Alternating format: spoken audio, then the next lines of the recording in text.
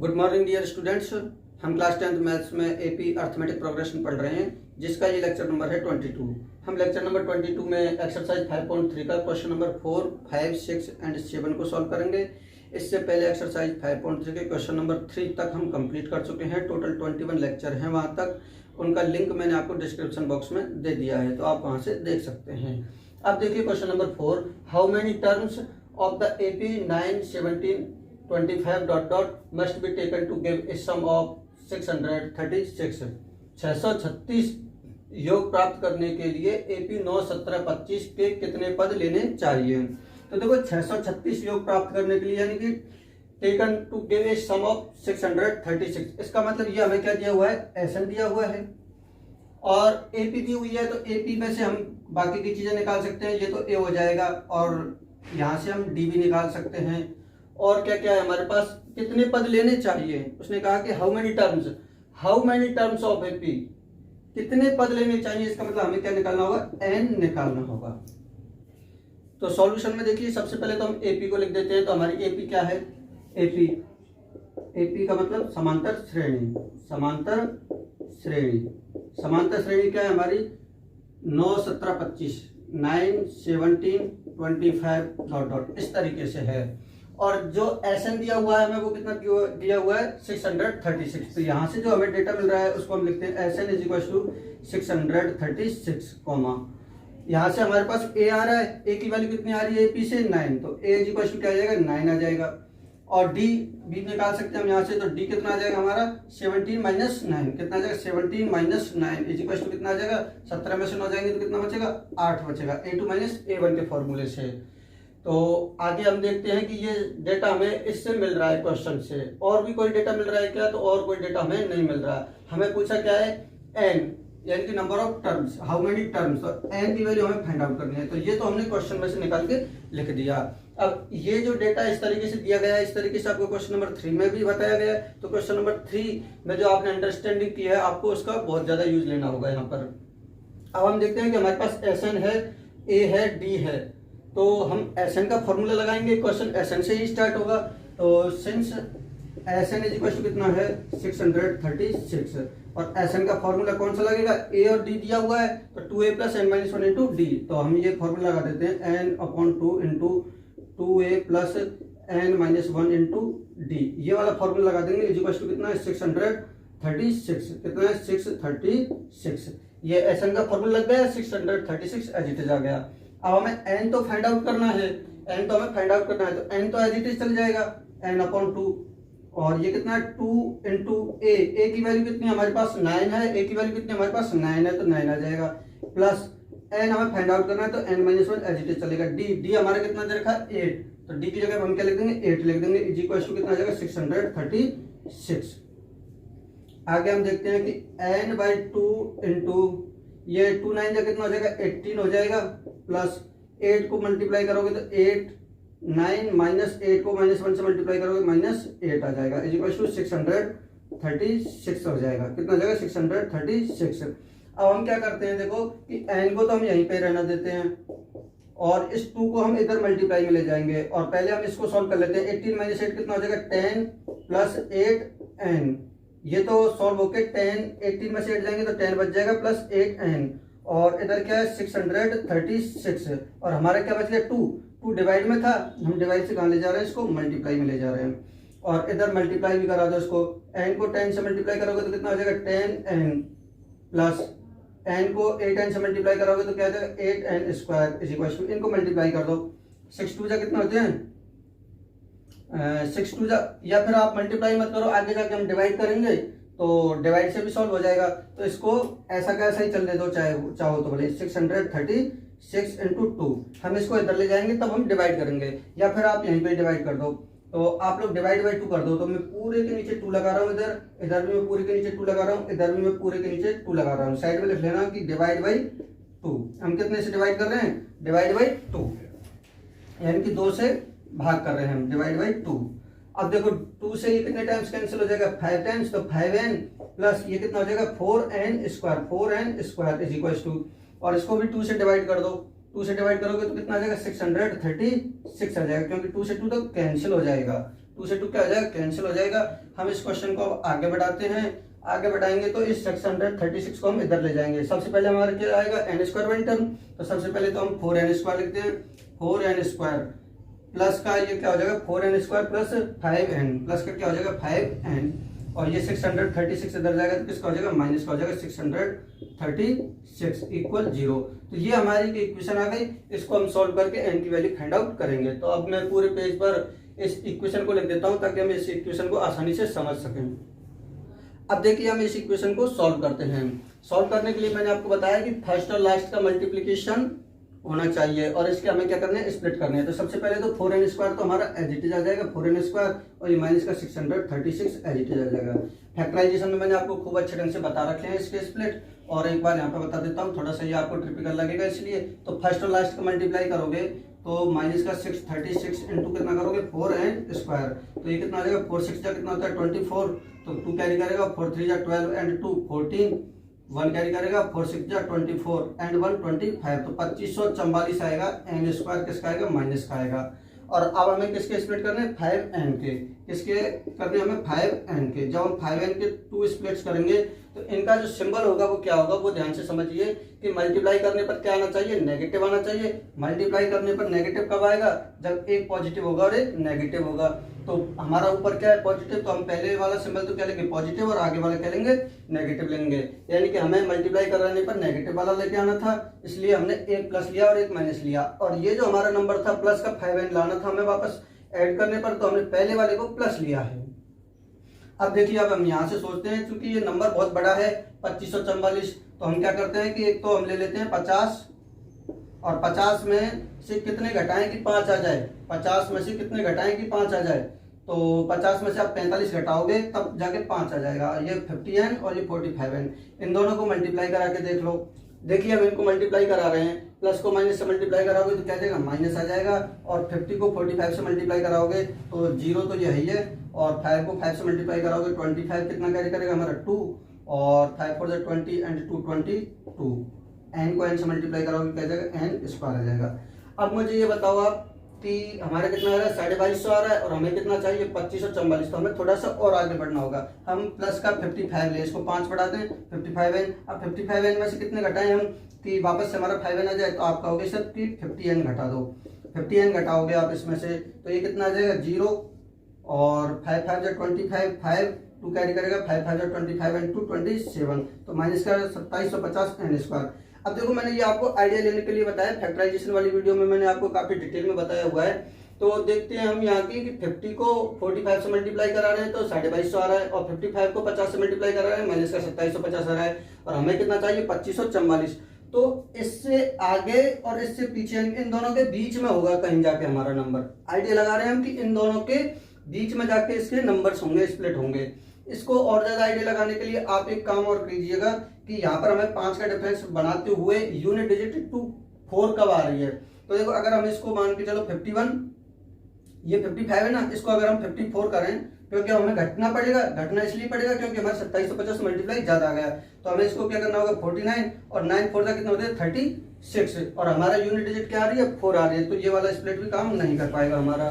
तो हम अगले नंबर पर ट्राई करते हैं। अगला इससे एक घटाते हैं हम, ये कितना हो जाएगा 53। अब 53 में से कितने घटाएं कि 5 बना रहे हमारा, तो हम क्या करेंगे इसको 48, यानी कि यहाँ पे भी एक घटाए तो यहाँ पे भी एक घटाएंगे, और 8 3 जा कितना होता है 24, और 4 यहाँ पर हमारा यूनिट डिजिट आ रहा है तो हमारा इससे आ सकता है। तो ये तो हम तो प्लस का 53n लेंगे, और ये माइनस का 48n लेंगे, 48n लेंगे, और इन दोनों को मल्टीप्लाई करा के देख लो आप।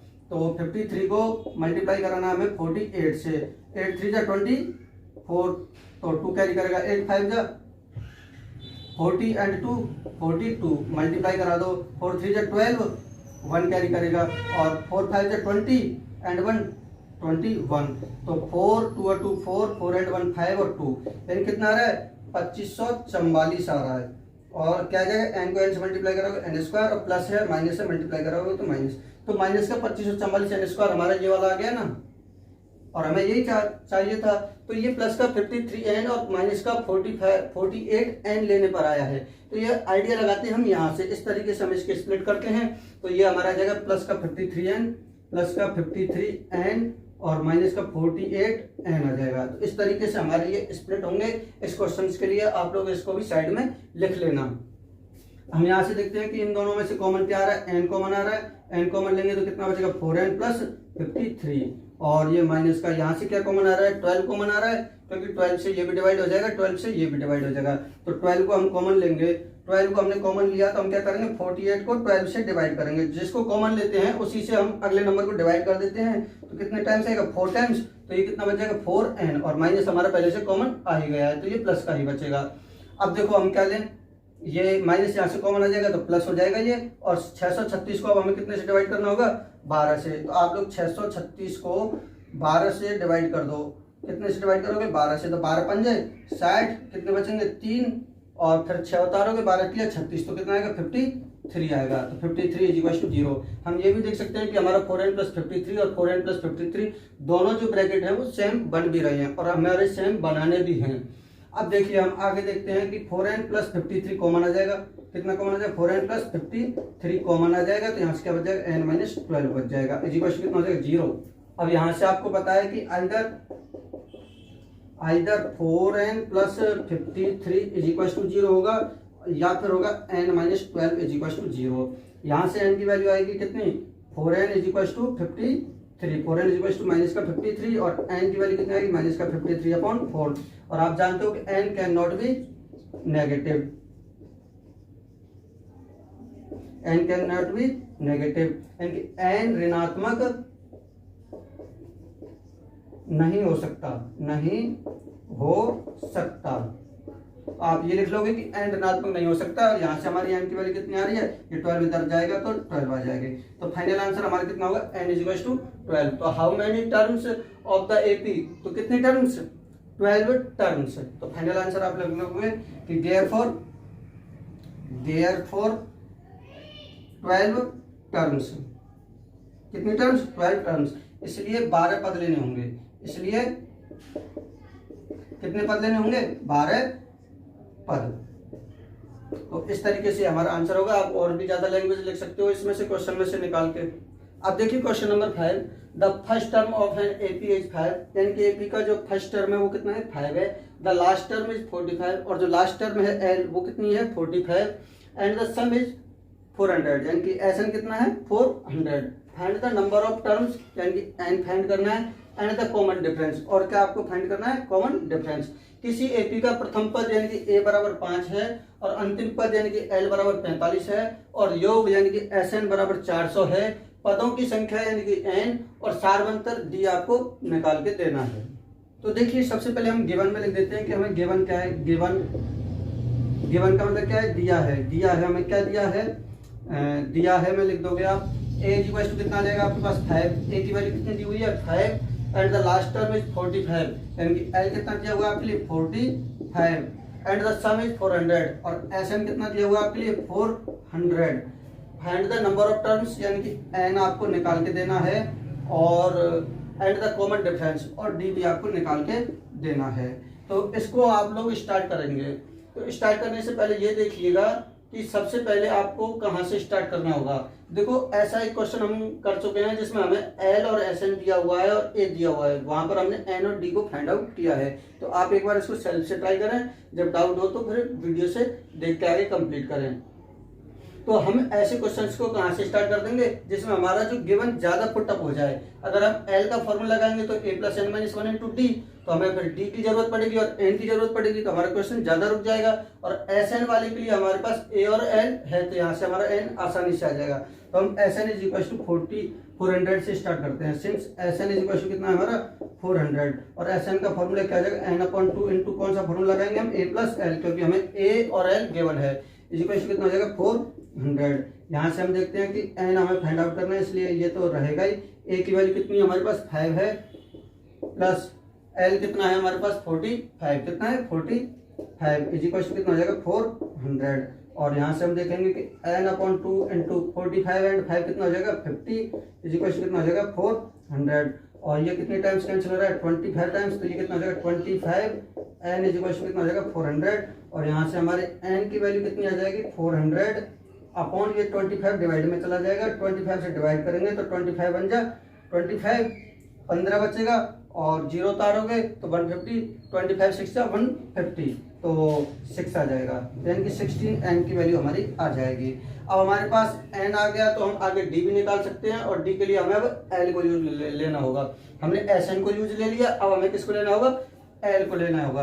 तो now l is equal to कितना है 45, और l का फॉर्मूला क्या होगा, a plus n minus 1 into D is equal to कितना हो जाएगा 45, और a की वैल्यू हमारी कितनी है 5 है, प्लस n माइनस 1, n कितना है 16, तो 16 माइनस 1 इंटू डी, डी कितना है हमारे पास फाइंड आउट करना है हमें, तो डी एज इट इज रहेगा इज इक्वल टू कितना हो जाएगा 45। यहाँ से देखिए ये 5 एज इट इज आ जाएगा, प्लस 16 में से एक जाएंगे तो कितने बचेंगे 15, डी इज इक्वल टू कितना बच जाएगा हमारा 45। अब हम क्या करेंगे, इस 5 को इधर ले जाएंगे, तो 15 डी तो हमारा इधर ही रहेगा, और ये 45 माइनस क्या हो जाएगा 5 हो जाएगा, तो 15 डी इज इक्वल टू कितना हो जाएगा 40, और यहाँ से डी की वैल्यू हमारी कितनी आ जाएगी 40/15, और ये 5 से 3 टाइम्स, और ये 5 से 8 टाइम्स, यानी कि 8/3 हमारा डी आ जाएगा।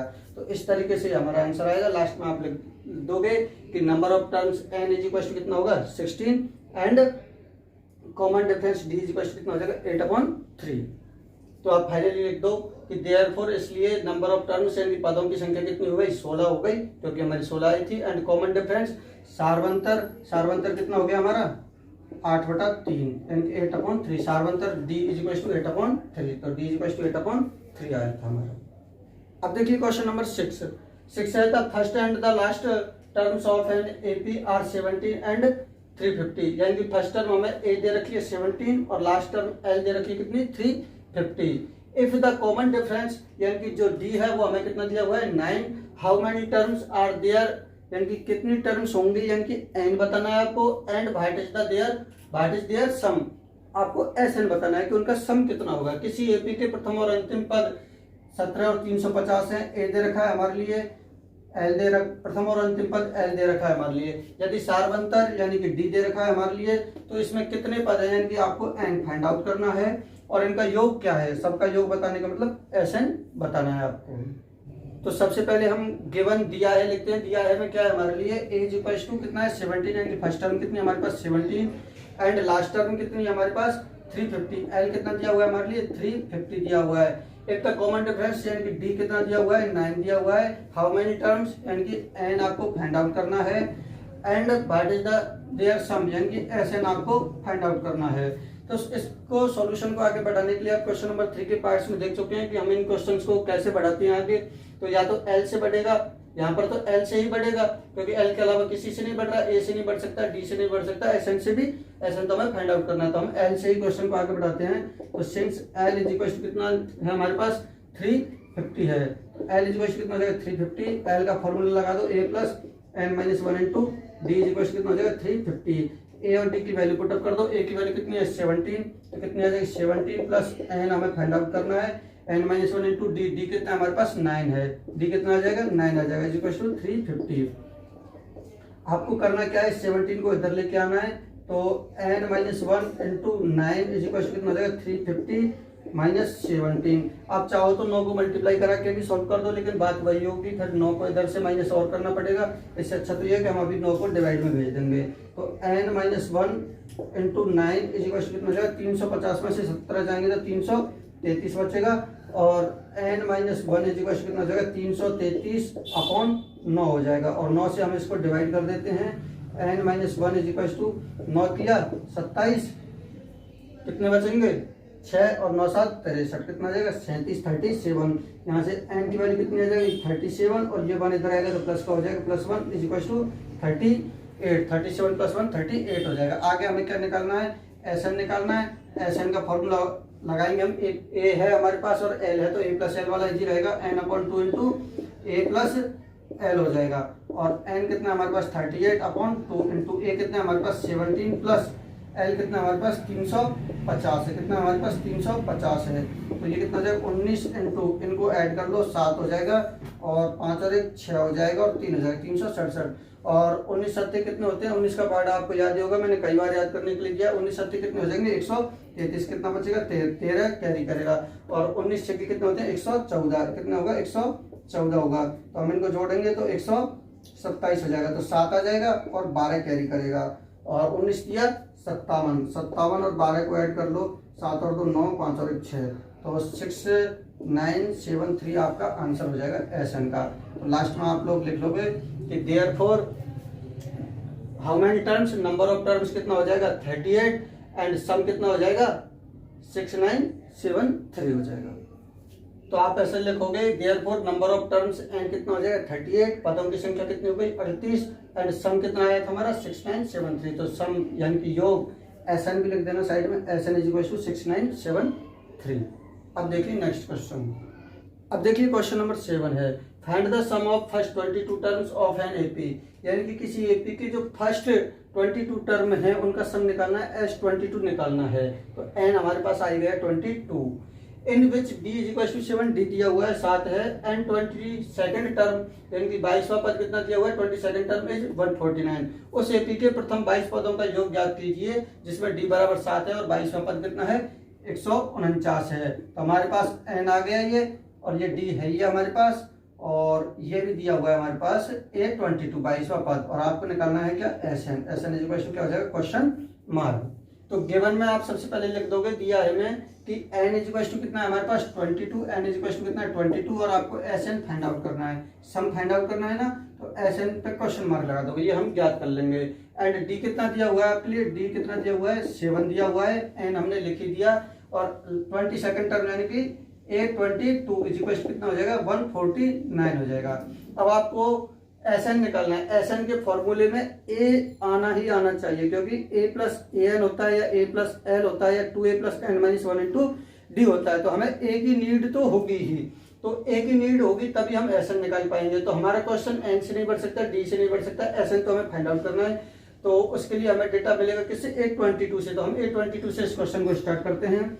तो आप लोग लिखोगे since A22 is equal to कितना है अपने पास 149, तो A प्लस कितना हो जाएगा 21 into D is equal to 149, A तो हमें निकालना है प्लस 21 इंटू डी, डी की वैल्यू कितनी दी हुई है हमें 7 दी हुई है, इज इक्वल टू कितना हो जाएगा 149, A प्लस 7 बन जाए 7, 7 टू जा 40 और 14 हो जाएगा ये 149, A इज इक्वल टू कितना हो जाएगा 149 माइनस ये आ जाएगा 147, तो A की वैल्यू कितनी आ जाएगी हमारे पास 2 आ जाएगी। तो इस तरीके से A तो हमारा कितना आ गया 2 आ गया। अब हमें क्या निकालना है SN निकालना है, तो SN का फॉर्मूला लगा दो, SN का फॉर्मूला होगा n/2 into A plus A22 भी दिया हुआ है, हम 2A plus n minus 1 into D वाला भी लगा सकते हैं, पर हमें उसमें कैलकुलेशन ज्यादा करनी पड़ेगी। ये हमारे पास A प्लस AN दिया हुआ है हमारे पास, तो A प्लस AN वाला लगा देंगे। n की वैल्यू कितनी है 22, n की वैल्यू कितनी है हमारे पास 22 इज इक्वल टू n कितना है हमारे पास 22/2 इंटू A कितना है हमारे पास, A अभी हमने कैलकुलेट किया था कितना आया था 2 आया था, प्लस AN का मतलब A22 कितना है 149 हो जाएगा। इसको हम क्या लिखेंगे 2 से 11 टाइम्स कैंसिल हो जाएगा, मल्टीप्लाई बाई ये कितना हो जाएगा 149 इंटू 2, 149 प्लस 2 कितना हो जाएगा 151, 11 से मल्टीप्लाई करेंगे, 11 1 जा 11, 1 कैरी करेगा, 11 5 जा 50, 5 एंड 1 कितना हो जाएगा 56, तो 6 आ जाएगा, 5 कैरी करेगा, और 11 1 जा 11 एंड 5 16, तो 16 61 आ जाएगा हमारे पास है 22। तो आप लास्ट में लिख लोगे कि देयरफॉर जो सम है, सम ही हमसे पूछा था, सम यानी कि SN इज इक्वल टू कितना हो जाएगा 1661, यानी कि योग SN है वो हमारा कितना होगा 1661। तो इस तरीके से बच्चों मैंने आपको क्वेश्चन नंबर 7 तक सभी पार्ट सोल्व करा दिए हैं। इससे आगे के क्वेश्चन हैं जो भी पार्ट हैं उनको आप ट्राई करो। जो नेक्स्ट लेक्चर आएगा 22 के बाद में 23, उसमें हम 8 9 एंड 10 को सॉल्व करेंगे, और उससे जो अगला लेक्चर आएगा उसमें 11 और उससे आगे वाले सॉल्व करेंगे। तो धन्यवाद बच्चों।